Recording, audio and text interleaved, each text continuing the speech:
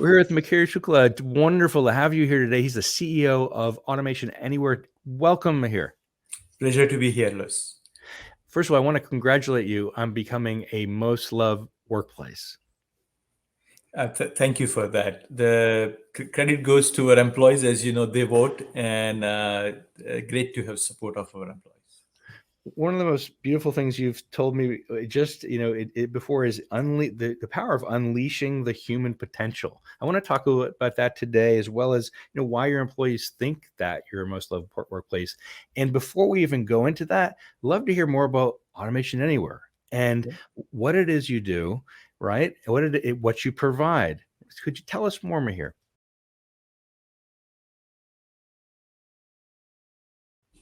So Automation Anywhere is an enterprise software company. We are focused on a category called robotic process automation and artificial intelligence.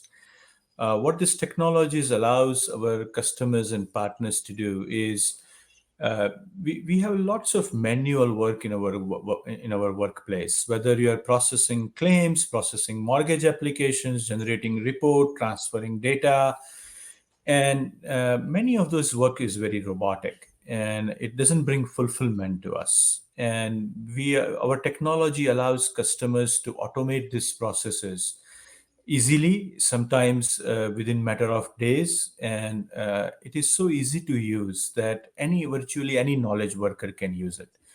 So by bringing the power of automation to every knowledge worker, democratizing this technology and putting in the hands of nearly a billion knowledge worker, when we are successful, when we fully achieve our mission, is our goal.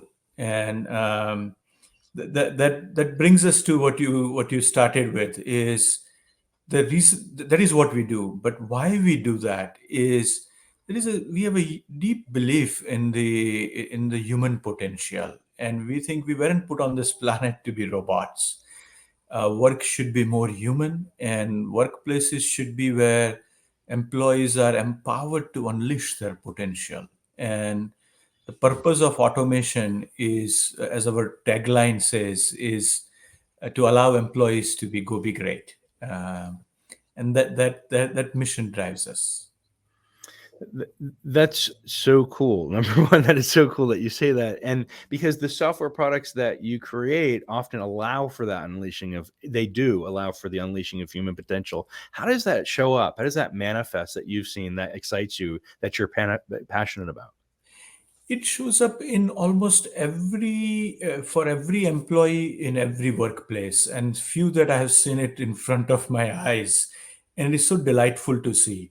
I'll take an example that most of us can relate to. On a call center employees, when they automate processes, call center employees are able to more focus on your needs. We all have been calls first on a long hold times, and then you're talking to the call center agent, and then in between there is silences, because somebody's typing there or looking for things and searching for things. And instead of talking to you and understanding, why did you call? I have an urgent need and I need this tomorrow, and what can you do about it? That's the real problem.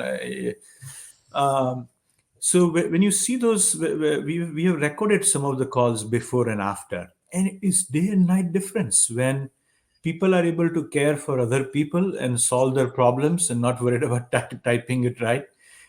Amazing things happen. It is, and it's sort of the note taking aspect and being heard and being typed out before you, and then summarizing. Those kinds of things are things that can be automated. And we're not achieving singularity yet, right? We're not quite there. Yeah, not at all. We are at the ground floor here. There is so much of basic stuff that basic technology can do. And by putting power of this to everybody, I think there is so much intellectual capacity, creativity, humanness that we can unleash. And that humanness, that your ability, what you're doing is you're studying human behavior and saying, well, what is it? And then really surveying, observing, like you did, what is it that can be automated? And let's do that in a very eloquent way.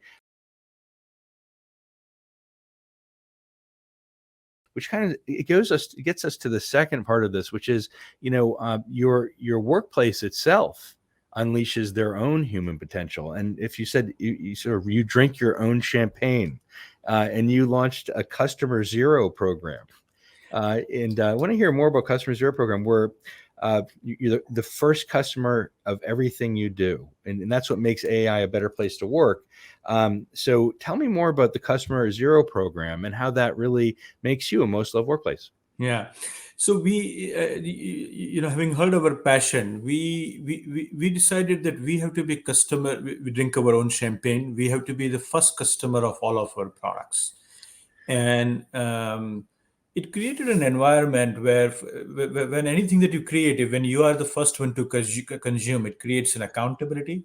Sometimes, if it breaks one or two things here and there, it breaks it for us, and we get it right and fix it before it reaches to thousands of our customers.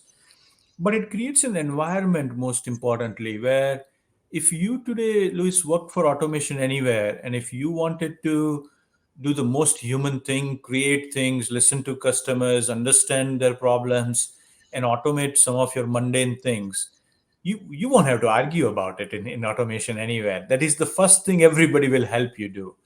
Anyway, you can be empowered to do all you can do, and not have to do the robotic work. You will get all the support here. And that creates a culture for it. I'll share an example. There was a specific quarter, Luis, where our legal team had just a lot of new contracts, and they were working very hard. And how could you say no to more business? So, uh, but it was a lot to handle, and our team stepped in and automated all of those processes and improved the contract. 80% of the process were automated, and thus, relieving the pressure on our contracts team. Things like that would happen all the time here. And there's something good about that part, where you are empowered to do what you would like to do. And What I like about that too, Mihir, is that you're able to spec or really look at observe your own human behavior so that you're better able to serve your customers' automation needs. So customer zero is, I come first, I look at what I do, I practice it before I preach it and enable it for others, which that are is correct. great. You're absolutely right. What a great experience. Yeah.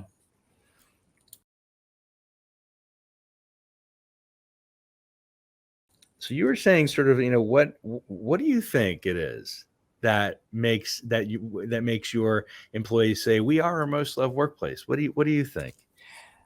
I think probably few things, combination of few things. I think maybe the first thing, it starts with what we do and why we do it, right? So uh, I mentioned what we do is automation, and we use the most cutting edge technology there is. And in some areas, you are inventing new things and laying out the new foundation, new roads, and it is exciting, if you are that kind of an individual who enjoys doing that. um, and part of what we do, Louis, is, the purpose of technology is not just to make things better, faster, smarter. Obviously, that's what technology does. But I have always believed that technology allows you to do things that you could never do before. Sometimes you could never imagine before. And our team here comes together and imagine things that were never possible before, and it is exciting to do that, in a very creative process. So people like that. I think why we do this is probably even more important. Uh, Liz, I mentioned that our goal is to unleash the human potential. But sometimes we as a team talk about our role in history. If you think about it, every software changes how you work. That is not a new phenomena. But what is unique about us is every 100 to 150 years, human race changes definition of work itself. We used to in fields and farms, and then the definitions evolve as the progress is made. Um, I think by the time we achieve our full mission, we would have transformed the definition of work itself to be a lot more human. And that opportunity, regardless of who you are, comes to you at every 100 to 150 years.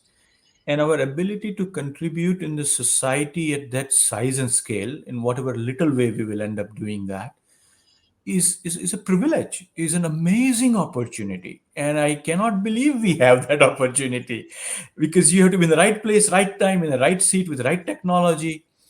And that is exciting. You know, so I think that is a foundation of why I would, one of the reasons why people love it.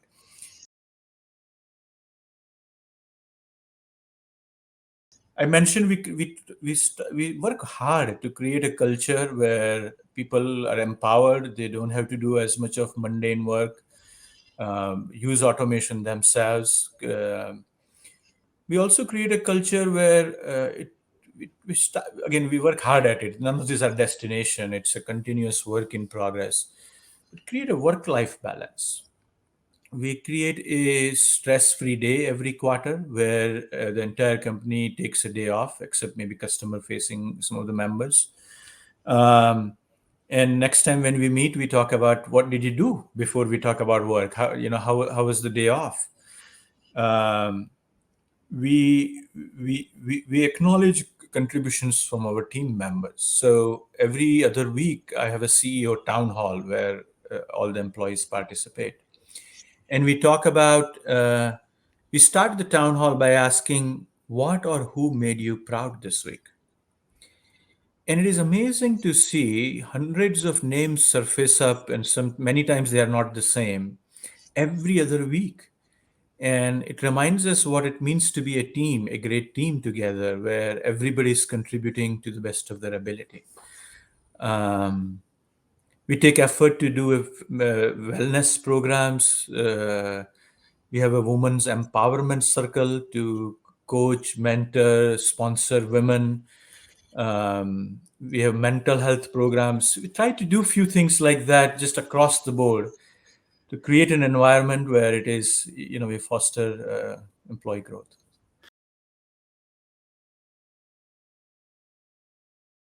There's so many aspects of what you said that fits our model, really about collaboration and co-creation, if the first one especially with customer zero, and positive vision of your future, alignment of values with each other, how you establish respect and connect that to outcomes. Tell me about your vision and how you see the future of automation anywhere. Is there something that you see for the future for the company that everybody kind of that they believe in as well? So I often think I'll paint my picture of what a next 500 years looks like, because we all of us have a role to play in our lifetime, contributing towards a larger story, and you kind of understand your role in the history, then everything makes sense. I think, Lewis, if you think about it, the potential of the human race. Um, think about 100 years from now, we'll be skiing on the slopes of the Mars. 200 years from now, we'll be surfing on the rings of the Saturn. 500 years from now, you'll be tapping black hole as an energy source. These are the potential of the human race. And you cannot do any of these things if 70% of our workforce is engaged in a robotic work, moving data from one place to other or doing something else. So you have to accept that in order to make a progress, we have to use the human potential, because that's the biggest force of all. And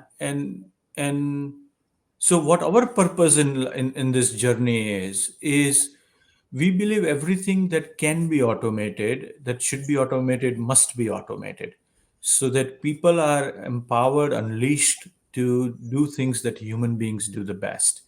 And then we can do it at scale, we could do without errors, and bringing fulfillment to our jobs.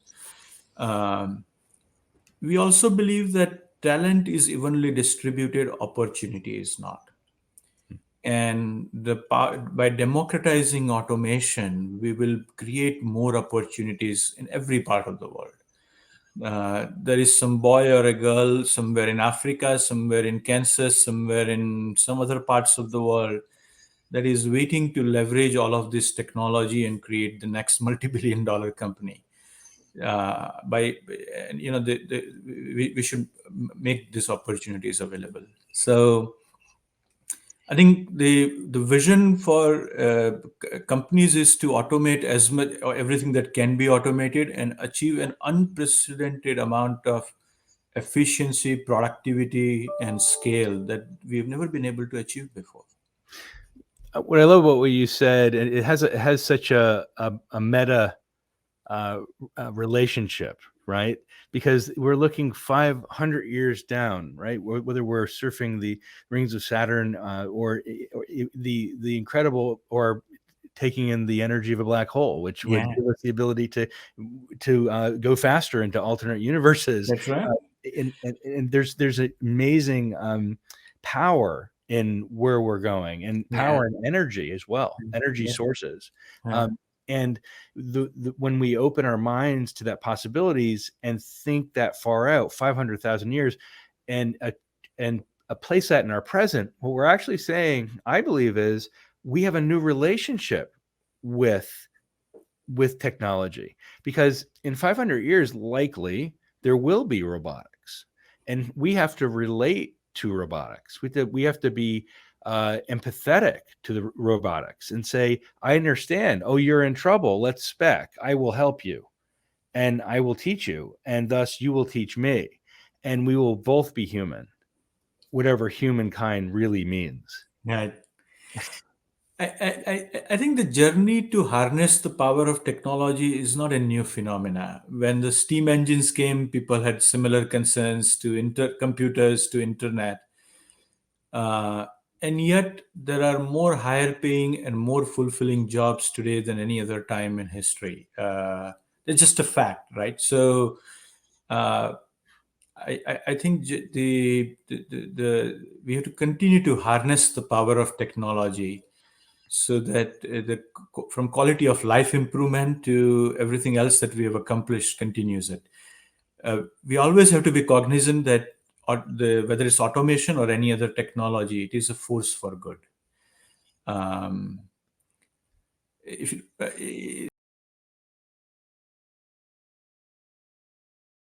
it is a subject that is close to our heart, and I mentioned it. Many of our employees, we talk about this together. Say the key question around that uh, is world a better place because our company is in it? And you start with that question because that's a foundational question, and the answer has to be resounding yes. And then we answer, why is it that way? Why is automation force for good? And are we harnessing technology to make world a better place? And if you like, I can share some of the things we have attempted in that area, but it is an integral part of the conversation for us, and not an afterthought. It is. I like how you said that, is the world a better place as a result of us being in it? And Yeah, is the other question, just in relationship, is the world a better place as a result of us being partners, as a result of us being that's together? right. Are Right. we better off? And That's we right. have to ask yourself that question, and especially for the future, That's because right. the future could easily go to a place of that isn't trusting. Right. And the core of all of this is trust, for automation to trust us, for us to trust automation, because when we don't trust automation, automation doesn't trust us, we cannot progress. That's right. That's right. One of the example we use to with us and our customers is 98% of our body is automated. The reason why I'm able to have this delightful conversation with you is because I don't have to think about breathing. Isn't that wonderful? Uh, It's an involuntary response, that's involuntary right. activity. That's right. Yes, Yeah. it's a lovely thing, and to make those things that we do exercising, Right. eating properly, Right. nutrition, these, Right. meditation, Right. work-life balance, Right. these things that we take for granted, we to automate, Right. and make them involuntary, as if we're doing an asana, we're doing our ujjayi breath, the ujjayi breath every 30 seconds, Right. and our involuntary breath every That's right. moment. It's Right. lovely way. What you're doing and what you're in your company is truly revolutionary. It is exciting for us and our customers, and this is a journey with our customers are our customers and partners are we collaborate with them. Path to future is often uncertain, and you discover it together. But it is so fulfilling at various levels. I'll tell you, Louis, I was in one of our events before the COVID, and I was meeting customer, and young daughter of one of my customer came and said, "Give me a card," and said, "Thank you." And I said, "Why?" And say, my mom used to come back from work at 8 o'clock, and now she comes back at 5. From a child's perspective, that was the most important thing, as it should be. Then I asked the mom, and she said, "Look, I'm in finance towards the quarter end close, whatever it takes towards the end of the quarter. And now the automation takes care of it, and I'm back home." Um, uh, when you hear stories like that, it fills your heart. What's so cool about that here is that is actually automation. That's When right. we look at the systems thinking element, the systems variables of a human system, and what Mm, you said is, I'm going to look at this from an engineering mindset. right. If we don't allow for this work life balance, and we don't allow for the breath and then family will suffer, That's right. our life will suffer, thus Yeah, productivity will go down. that's right. It's systems thinking, it's automation. That's uh, right. and your beautiful mind and the beautiful minds of everybody at Automation Anywhere have identified that and solved for it. Uh,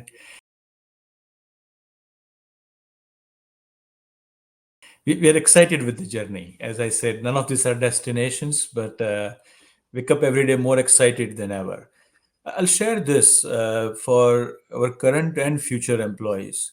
I think the impact we will make in next 5 years on this space will be more than last 20 years combined, because technologies are ready, markets are ready, customers are ready, and the last 2 years have proven that this is not optional anymore. Just to look at our current supply chain challenge. You can't assemble a car without getting some of this automation going. So, or you can't stock the shelves of the grocery store without automation anymore. Um, I think next 5 years would be one of the most impactful for technology. I can't wait to see the impact. And I too, I can't wait for it, Mihir. I can't wait for it to see the skyrocket of your wonderful company continue to grow. Thank you so much for joining us today. Thank you, Luis. Appreciate it. Thank you. It's a pleasure.